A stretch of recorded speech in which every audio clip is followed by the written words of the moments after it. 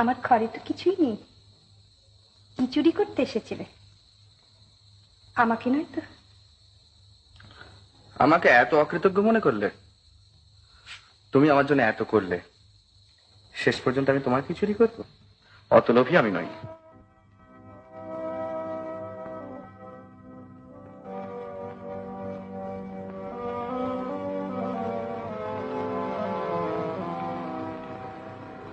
নিজের জিনিস বুঝি কেউ চুরি করতে আসে?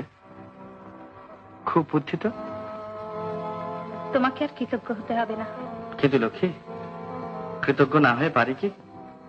সত্যি, তুমি সেদিন না গেলে ওই আড়া স্টেশনের উপরে ধুলোবালির মধ্যে আমাকে মরে পড়ে থাকতে হতো। তাহলে আমার জন্যই প্রাণটা ফিরে পেয়েছো বলো? সে বিষয়ে কোনো সন্দেহই নেই।